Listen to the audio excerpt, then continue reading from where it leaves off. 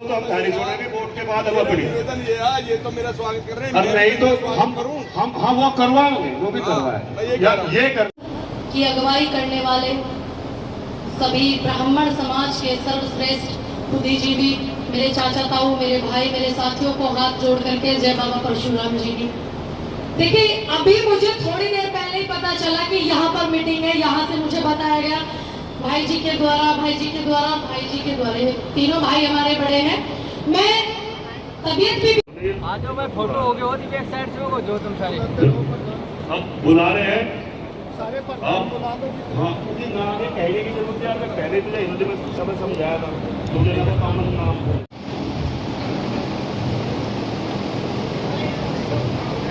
पानी वाला पानी की व्यवस्था करें। पानी लेकर आए आके भैया, पानी लेकर आए आके पानी वाला एक आवाज सुन। आप अपने बीच के ऐसे व्यक्ति को, और भाई जी मैं आपसे वादा करते हो, देखिए जब आपकी मुझे फोन पे बात हुई तो तब भी मैंने बोला था मेरा जिला यहाँ से बहुत दूर है, लेकिन मैं आपको बता दूं कि यहाँ पर बड़ौत में मैंने 7-8 साल दिए हैं। अंतरराष्ट्रीय शूटिंग की प्लेयर रही हूँ। दादी चंद्रो जी की जो शूटिंग रेंज है डॉक्टर राजपाल की, वहाँ पर मैंने 7-8 साल दिए, जबकि मेरी विधानसभा भी नहीं है बड़ौत, और मैं बड़ौत की पूरी जिम्मेदारी यहाँ से लेकर के जाती हूँ। और पूरे बागपत में जहाँ आपको मेरी जरूरत होगी मैं आपके साथ खड़ी रहूंगी। सभी को मैं धन्यवाद करती हूँ यहाँ पर आए हुए, यहाँ पर मुझे आमंत्रित करने के लिए। जय परशुराम, जय जवान, जय परशुराम, जय हिंद, जय भारत। है कि लोकसभा चुनाव लड़ूंगा, जीत करके दिखाऊंगा।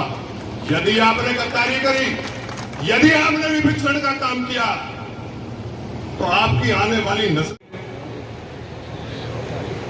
हर गांव से बागपत लोकसभा क्षेत्र के आए हुए मेरे सभी बुजुर्गों के चरण छूते हुए, अपने युवा साथियों को गले लगाते हुए आप सभी का मैं बहुत आभार प्रकट करता हूं, बहुत धन्यवाद करता हूं। मैं देख रहा था और मैं अंदर अंदर ये कह रहा था कि तूने इतनी देर लगाई क्यों?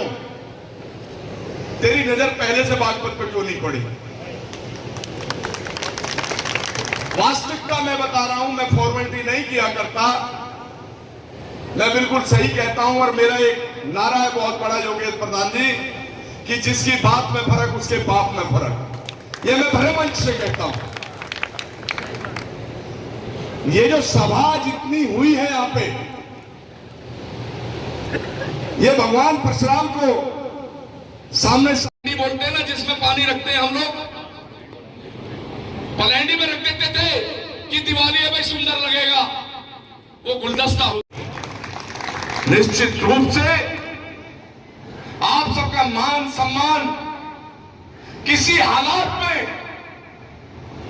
मैं कहीं भी डगमगाने नहीं दूंगा, किसी भी हालात में नहीं डगमगाने दूंगा, ये मैं गारंटी के साथ कहता हूं।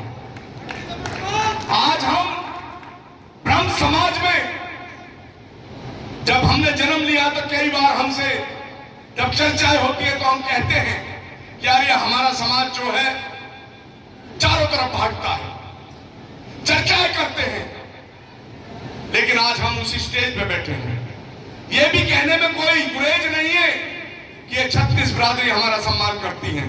और आज 36 बिरादरी आपके साथ खड़ी है, चाहे तोमर साहब बैठे हो, ढाका साहब बैठे हो, चाहे यादव जी बैठे, कोई भी बैठा हो, चाहे हमारे कश्यप समाज से बैठे हो, हमारे 36 बिरादरी हमारे साथ हैं।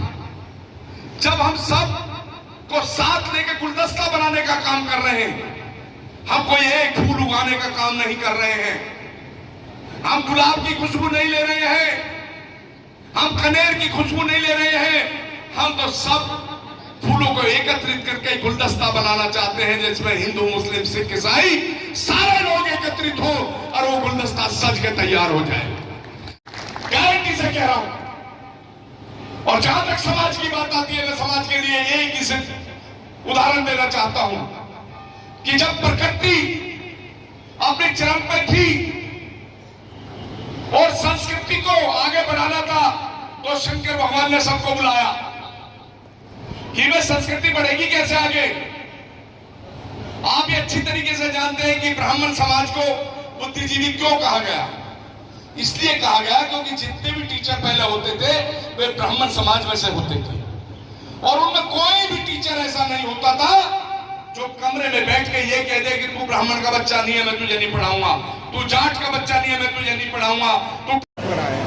देखिए, बागपत से चुनाव लड़ने जा रहे हैं पंडित अमरपाल शर्मा जी, तो परिवार के लोग हैं, अपने समाज के लोग हैं और बेटियों का बड़ा सम्मान करने वाले व्यक्ति है, तो अपने समाज के व्यक्तियों के साथ में खड़ा होना एक एक व्यक्ति को चाहिए, क्योंकि ऐसे व्यक्ति चुनाव लड़ने जा रहे हैं जो सभी समाज के लोगों को माला में पुरोने का काम कर रहे हैं, सबको साथ लेकर के चलने का काम कर रहे हैं। तो हमें भी गर्व होता है कि हमारे समाज का व्यक्ति सभी लोगों को साथ लेकर के चल रहा है।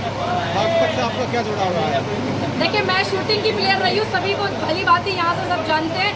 मैंने 7-8 साल जो है बागपत में बिताए हैं। बड़ौत में राइफल एसोसिएशन जोड़ी डॉक्टर राजपाल जी जो है उनकी शूटिंग रेंज पर मैं यहाँ पर रही हूँ, शूटिंग करती हूँ।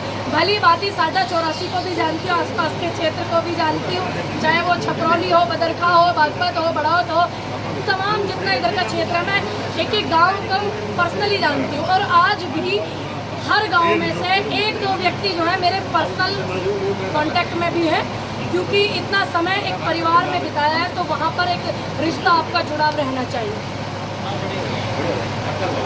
सभा की है, क्या उद्देश्य रहा है आपका? उद्देश्य बागपत लोकसभा का चुनाव लड़ना है। जब क्या आपने जो है यहाँ पर विचार रखे हैं? मैंने लोगों से यही कहा है, सभी लोगों से। आज मुझे खुशी इस बात की है कि मेरी लोकसभा में 607 गांव हैं, 605-7 गांव हैं, लेकिन यहाँ 400 गांव के प्रधान मौजूद थे। मेरे समाज के हर गांव से व्यक्ति मौजूद थे। मैंने अपनी बात यही कही है कि भाई हम सब लोग मिलकर चुनाव लड़ेंगे। निश्चित रूप से जो अखिलेश यादव जी की योजनाएं हैं उनको लाएंगे और निश्चित रूप से इस क्षेत्र का विकास कराएंगे। एक और प्रत्याशी मैदान में, चुनाव मैदान में, मनोज चौधरी। देखिए, जहाँ तक और किसी की बात आती है, ये किसी पे प्रतिबंध नहीं होता। आप भी कह सकते हैं मैं चुनाव लड़ रहा हूँ, तो इसमें किसी को कोई कमेंट्स नहीं करना चाहिए। क्या मुद्दे रहेंगे आपके? एक सेकंड। हेलो, लेके चलना, आपस में भाईचारा बनाना, क्षेत्र का विकास कराना, युवाओं को रोजगार दिलवाना, किसानों को उनकी मेहनत दिलवाना, ये सबसे ज़्यादा मुद्दा है। अखिलेश जी से बात हो गई आपकी टिकट को? देखिए, मैंने आपसे अभी कहा प्रत्याशी कब निकलता है मैदान में? तब निकलता है जब उसे कह दिया जाता है कि जाओ चुनाव। ठीक है।